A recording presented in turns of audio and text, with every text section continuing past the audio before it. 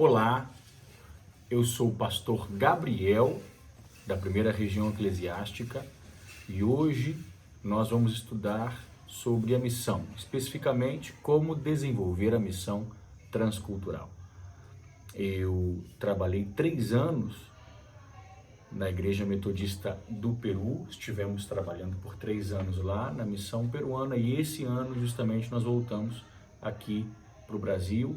Estamos como pastores na Igreja Metodista de Paracambi e a gente vai falar então um pouquinho sobre missões. Logicamente que a minha experiência missionária não começou nesse momento no Peru, nesses 3 anos no Peru. Na verdade, meu contato com a missão, ele vem de muito antes disso, muito antes de eu ser pastor. Em 2008, eu fiz meu primeiro projeto missionário, ainda como um adolescente, com 16 anos de idade, chamado Projeto Jumeme. No Projeto Jumeme de 2008, eu senti um grande arder pelas missões e continuei servindo, então, nas missões urbanas, no Projeto Jumeme, até 2016. Em 2015 e 2016, nós fomos enviados já como pastores para a 7ª região, para implementar então o projeto Jumeme na 7ª região. Trabalhamos com a Federação Metodista, como pastores assessores, e ali fizemos então 2 projetos Jumemes e fomos desafiados ao Peru. Chegando no Peru, conseguimos estabelecer 2 projetos também Jumeme por lá. Foi a primeira vez que o projeto Jumeme, o projeto missionário de missões urbanas, da primeira região, foi realizado fora do país. Já a Igreja Metodista do Peru vai para o seu 3º projeto, nós já não estamos lá, logicamente, mas a nossa experiência missionária vem desse projeto abençoado, que desde 2008 a gente vem compartilhando e participando.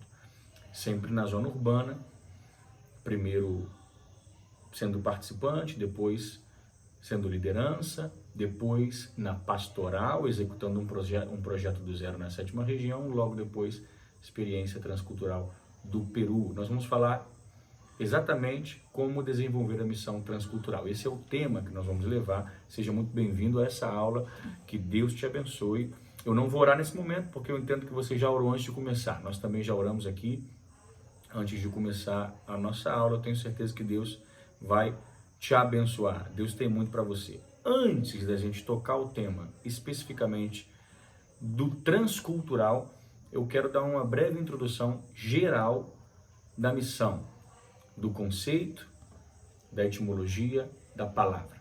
Sobre a palavra missão, missões ou ainda missionário, missionária, eu quero te dar um dado muito especial. Ela não figura em nenhum texto bíblico. A Bíblia Sagrada não tem a palavra missão, missões, ou a designação, cargo de missionário, missionária. Pode ser muito curioso, mas apesar disso, são os termos mais usados no universo evangélico atual. A igreja evangélica nos dias atuais, ela usa o termo missão, é um dos termos mais usados na igreja atual, apesar de que não se encontra na Bíblia. Isso nos traz uma grande reflexão, que é a preocupação que a igreja tem de pregar o evangelho e cumprir a missão de Deus na terra. Etimologicamente, a palavra vem do latim e significa enviar. Até o século XVI, ela era usada dentro da igreja, ou seja, o conceito de enviar era usado dentro da igreja, sempre relacionado à Trindade. E é a partir do século XVI, com um grupo cristão católico denominado jesuítas, que o conceito de missão como a tarefa de evangelizar outras nações, outras culturas, aparece e é usado. Ou então o conceito de missionário e missionária aparece com os jesuítas a partir do século XVI. Então é usado desta forma, como pessoas que são enviadas para fora do país, pessoas que são enviadas para pregar o evangelho, porém em outras culturas. Esse conceito é o conceito que o Brasil foi submergido, mergulhado O Brasil assimilou muito bem esse conceito, ficou impregnado na igreja brasileira o conceito de missão como pessoas encarregadas de disseminar a semente do evangelho entre outras culturas. Dessa forma surgiu o movimento missionário brasileiro na década de 70 e na década de 80, um grande movimento de envio de missionários transculturais. Isso se deu por como a igreja brasileira entendeu o que era missão e se deu também como uma medida mais para fundamentar e solidificar esse conceito entre os evangélicos brasileiros. A gente observa que até os dias de hoje é muito fácil encontrar evangélicos difundindo esse tipo de conceito sobre missões. Quando você pergunta, nos dias atuais, para um evangélico, para um líder ou até para um pastor, para resumir em pequenas palavras o conceito de missão ou de missionário, ele vai provavelmente dizer o seguinte: missionário é aquele que deixa a sua nação para pregar o evangelho em outras culturas. Missão é o ato de pregar o evangelho para as nações, fora do seu país, fora do seu contexto. Provavelmente vai ser a definição com algumas diferenças que você vai encontrar dentro do âmbito evangélico ainda nos dias de hoje. Por isso, houve todo um esforço de muitos anos em como conceituar a missão de melhor maneira, em como ser mais assertivo. E a gente vai falar sobre alguns conceitos de missão nesse momento. Mas antes disso, eu quero chegar com você no primeiro prejuízo, no primeiro preconceito dessa primeira parte introdutória, que é qual o problema que surgiu com tudo isso que nós estamos falando, com um pouquinho de história, um pouquinho de etimologia, um pouquinho de conceito missionário. O problema foi, e é, desmerecer o trabalho missionário dentro da sua pátria, igreja local ou mesmo localidade onde reside ou trabalha. Entendendo a missão dessa forma que nós falamos até o momento, tendo esse conceito de missão, essa concepção, conceito que o Brasil foi submergido, nós chegamos a esse problema. Acabamos por desmerecer o trabalho missionário dentro da sua pátria, dentro da igreja local e na sua localidade de trabalho ou residência. Parece que a igreja local não tem missão, ou pregar o evangelho na igreja local não significa fazer missões. Ou no seu país, se você não sai, você não é um missionário e não está desempenhando a função que Deus determinou, o chamado que você recebeu. É um primeiro prejuízo, é algo que não é verdadeiro e ainda é um malefício para a igreja nos nossos tempos. Então, buscando a definição mais assertiva para a missão, nós temos uma definição das mais tradicionais, que é o que é missão? Pregar as Sagradas Escrituras e ministrar com zelo os sacramentos da Santa Ceia e Batismo. Uma definição mais tradicional que diz respeito a pregar o Evangelho, logicamente, e também aos rituais, aos sacramentos, aos rituais que a igreja pratica, fazê-los com zelo, fazê-los com cuidado, e assim se cumpriria a missão de Deus. E essa definição não foi muito assertiva, apesar de que ainda há um ou outro grupo que a tome. É uma definição mais tradicional. O exercício continuou para buscar uma definição mais assertiva e a gente chega ainda em outra definição, que é a anunciação do evangelho por meio da relevância social, principalmente pelas obras de caridade. Cuidar do pobre e combater a injustiça seriam o cerne da missão nesse conceito. Tudo seria voltado para esse fim, e fazendo dessa forma estaríamos cumprindo fielmente a missão de Deus. É muito interessante esse conceito, porém ainda não é um conceito que abarca totalmente o que nós entendemos hoje como missão. David Bosch define, ou tem uma definição muito interessante, que também não abarca tudo que é missão, mas é muito interessante. A missão de Deus é a destruição final de toda a maldade existente na criação. Muito interessante, porém não abarca tudo ainda o que nós estamos fazendo na missão.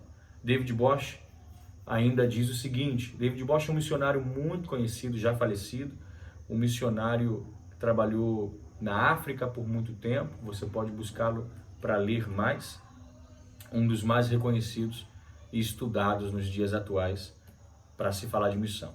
Ele divide a missão com a missão singular e a missão no plural. A missão singular é a autorrevelação de Deus como aquele que ama o mundo, o envolvimento de Deus no e com o mundo, a natureza e atividade de Deus, que compreende tanto a igreja como o mundo, e das quais a igreja tem o privilégio de participar. Esta é a missão de Deus no singular. Missão, autorrevelação de Deus, para a gente destacar algumas coisas do que ele fala, autorrevelação de Deus, a missão é o envolvimento de Deus no e com o mundo, a missão é a natureza e a atividade de Deus, que a igreja tem o privilégio de participar. Essa é a missão para David Bosch no singular. Missões no plural é tudo que emana da missão de Deus.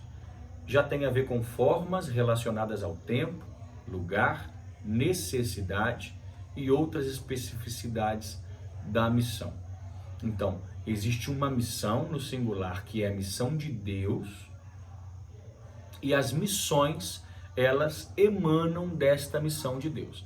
As missões já levam em consideração aspectos culturais, aspectos humanos, e na verdade são os braços, os ramos da missão de Deus. E é nelas que a gente entra para colaborar. A igreja aí não é quem tem a responsabilidade de evangelizar o mundo.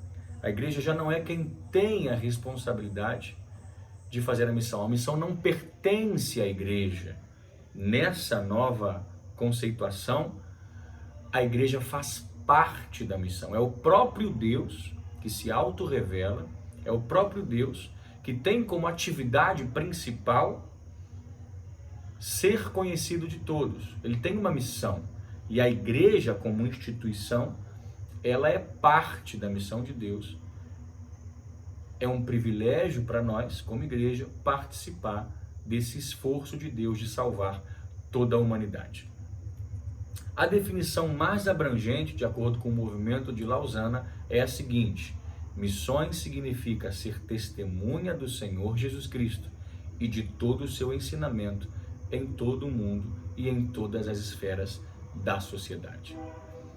Essa definição, sim, é muito abrangente, apesar de que, sendo muito abrangente, ela acaba não transmitindo, não traduzindo exatamente o que nós temos que fazer. Mas é muito interessante notar que ela diz ser testemunha do Senhor Jesus Cristo. Não é só aquele que sai do seu país, nem aquele que se dedica a tempo integral para a pregação do Evangelho. É todo aquele cristão que é testemunha. Supostamente, a partir de uma conversão genuína, nós passamos a ser testemunha. Então, a missão é tarefa de todos. Já não há aquele missionário institucional, logicamente, que a gente ainda pode usar o termo para identificar pessoas que saíram do país e que fazem isso a tempo integral, a tempo completo. Porém, é tarefa de todo cristão a missão. Dessa forma, todo cristão é um missionário. A igreja de Cristo é missionária, então cada igreja, ela é o lugar de comunhão de missionários. Então, com esse conceito fica muito mais abrangente, mais amplo, às vezes traz um pouco de dificuldade para traduzir exatamente o que eu tenho que fazer, mas ele é muito mais amplo porque ele fala sobre dar testemunho, testemunhar Jesus Cristo, mas não somente a fé no Jesus Cristo que salva, ser testemunha do Senhor Jesus Cristo e de todo o seu ensinamento. Não há como, de acordo com essa definição, se apegar a Jesus sem se apegar a tudo aquilo que ele mandou e tudo que ele ensinou. Isso é muito importante na definição. Em todo o mundo, quando nós falamos em todo o mundo, estamos falando de todas as nações, estamos falando do transcultural, mas também estamos falando do nosso bairro, da nossa casa, do nosso país e em todas as esferas da sociedade. Dessa maneira, não privilegiando o rico, tampouco privilegiando o pobre, mas sendo testemunha de Jesus Cristo e do seu ensinamento em todas as esferas da sociedade. Jesus Cristo é para todo mundo, é para todas as classes sociais. Isso é muito importante que fique claro. Por isso que esse conceito foi um dos que eu entendi que seriam melhores para expressar a definição de missões, ao mesmo tempo resumir ela para que ficasse claro para você entender. Dando essa introdução de missões, essa introdução geral, a gente vai entrar então no que é transcultural. E eu quero convidar você nesse momento a mergulhar comigo no Oriente Médio, no mundo oriental.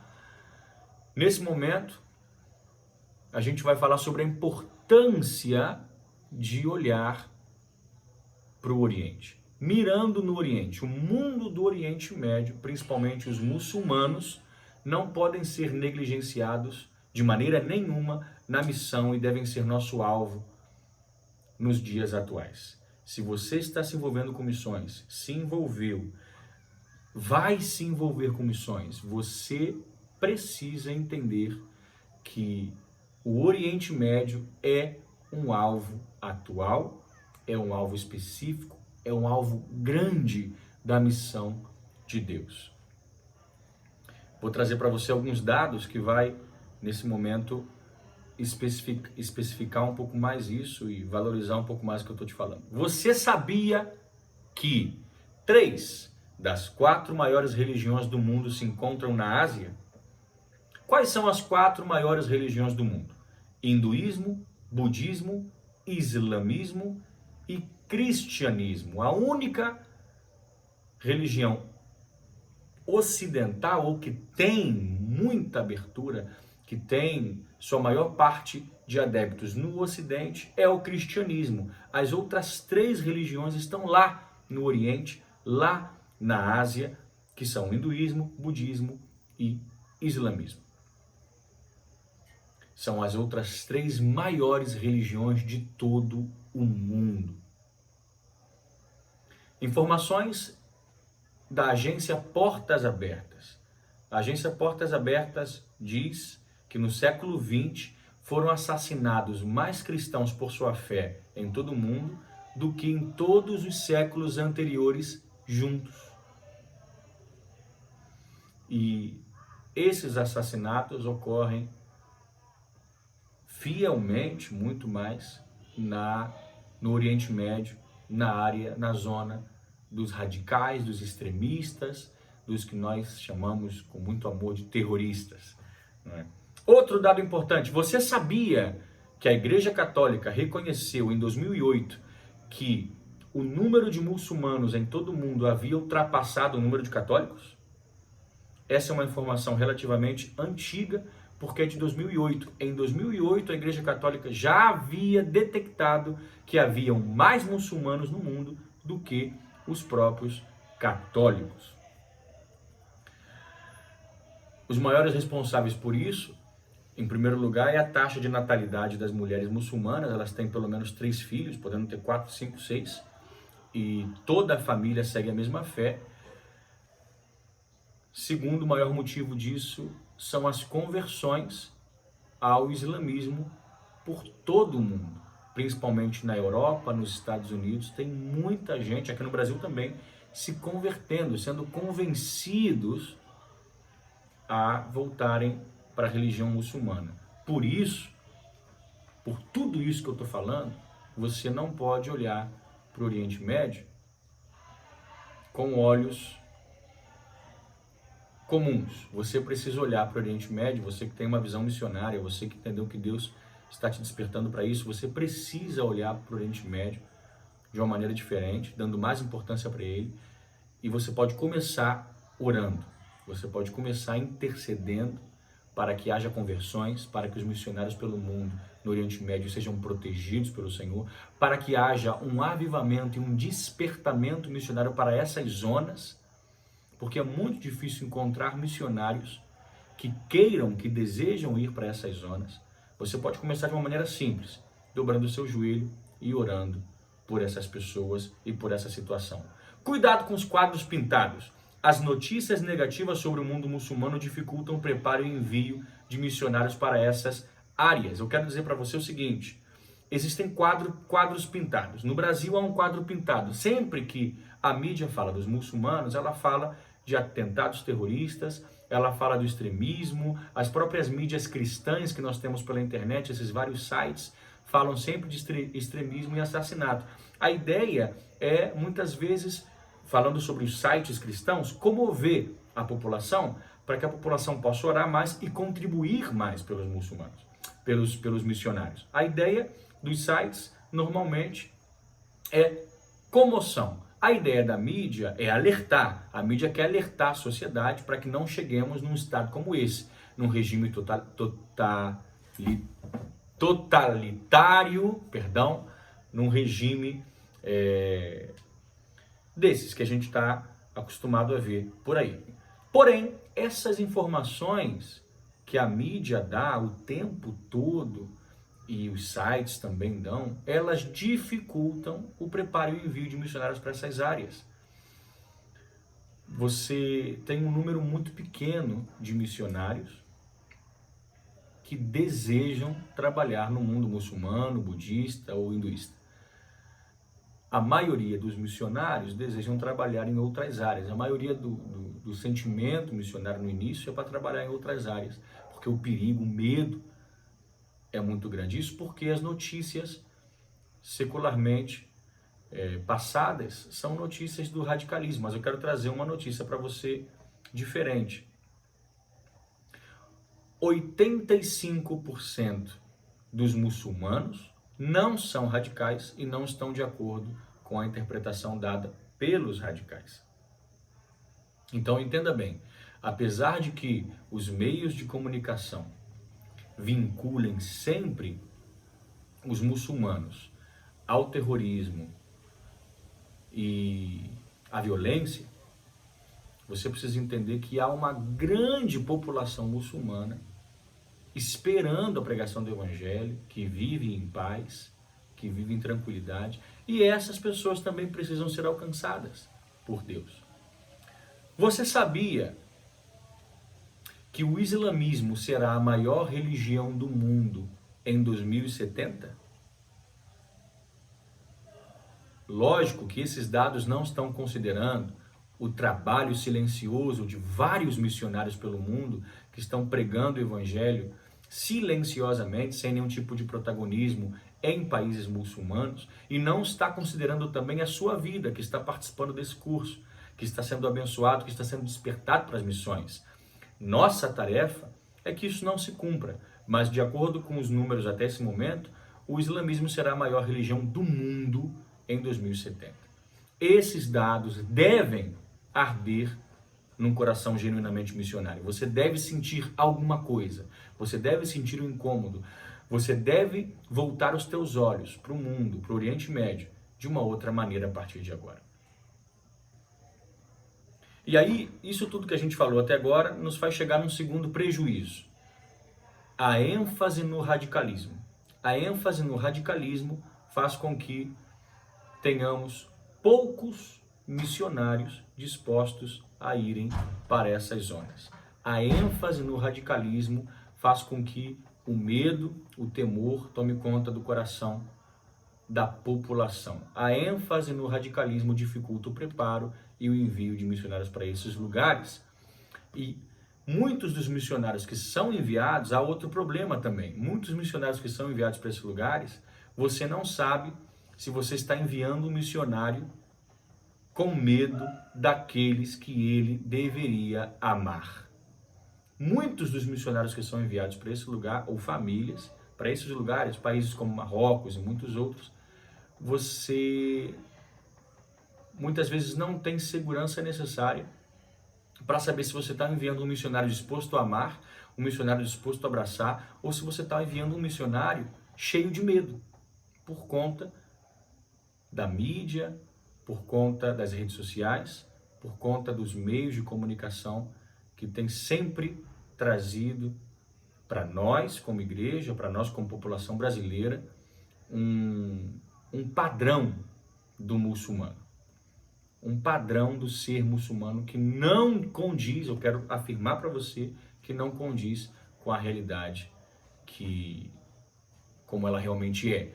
Eu conheço alguns missionários pelo mundo, eu conheço uma família de missionários que estão no Peru, são peruanos, conheço uma família de peruanos que sentiram o desejo, o ardor de se dedicar para as missões de maneira completa, largar os seus trabalhos, e eles sentiram o desejo de trabalhar na Jordânia com muçulmanos.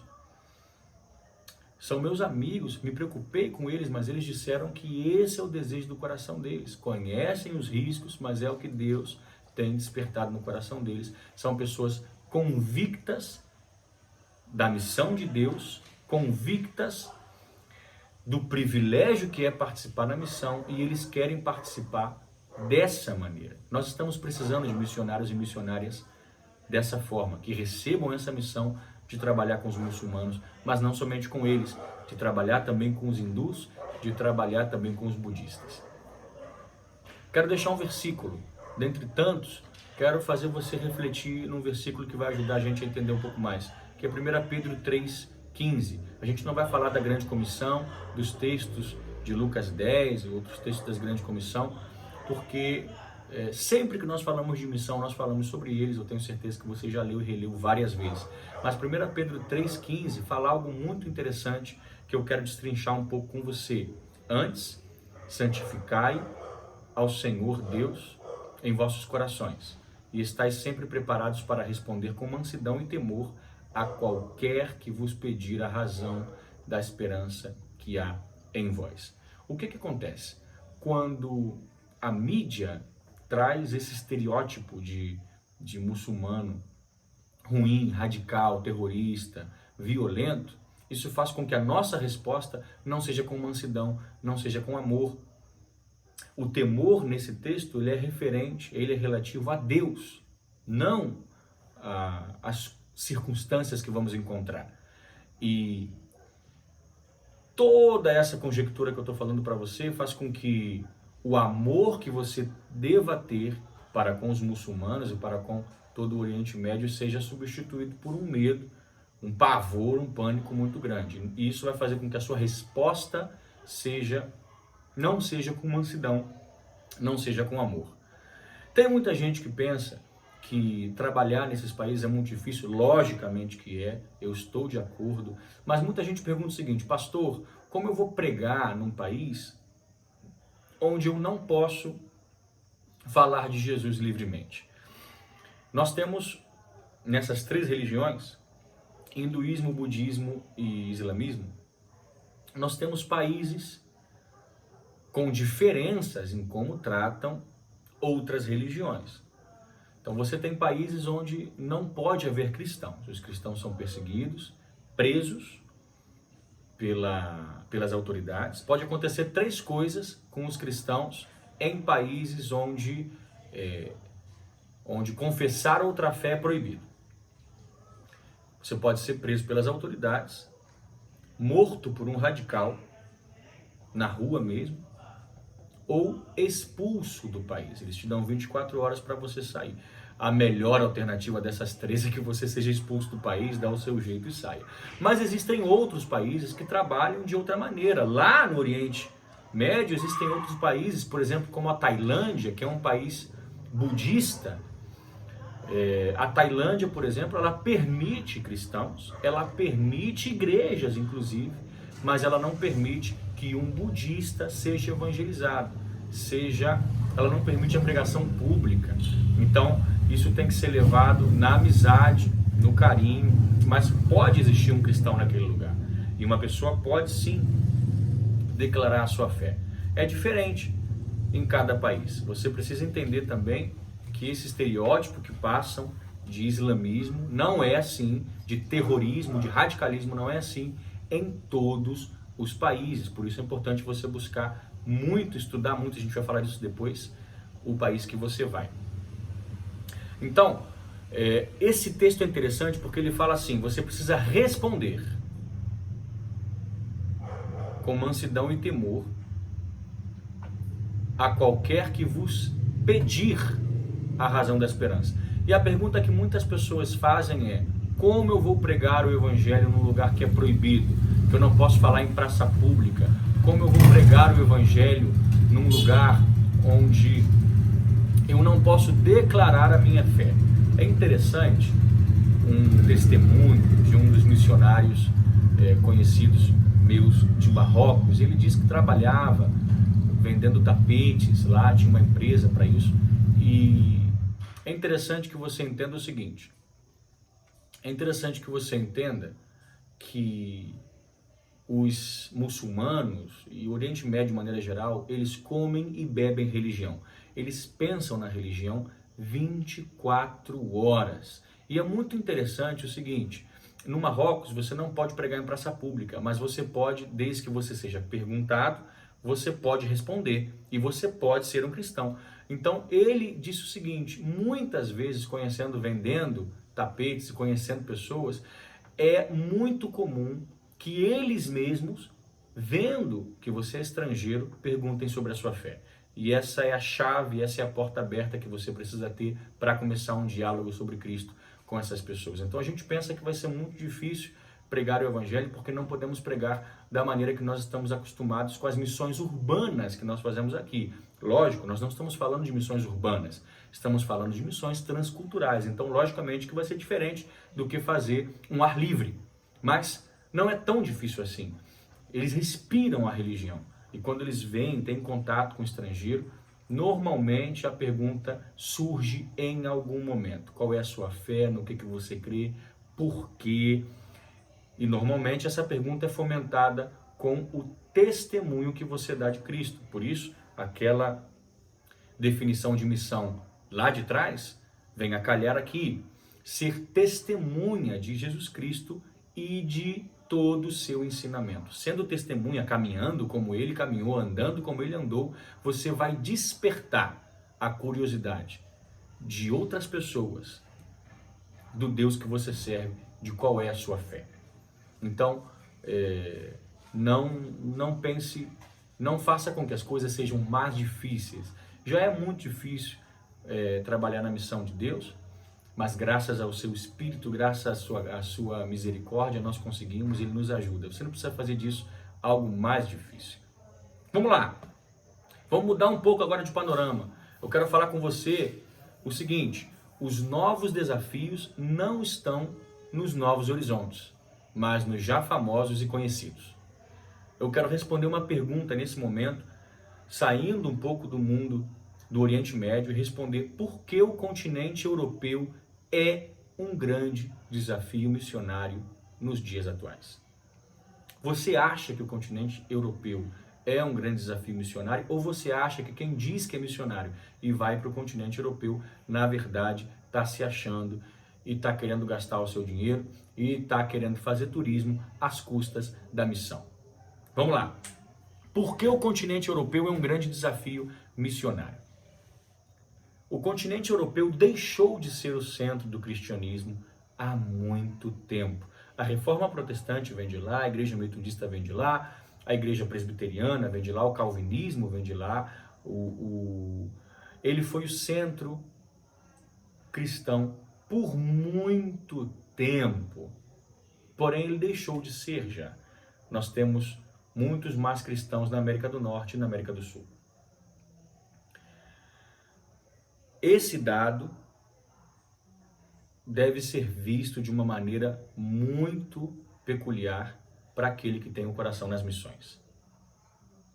Além disso, o comodismo e o ter muito, a prosperidade, a abastança, deram lugar ao maior índice de ceticismo no nosso século.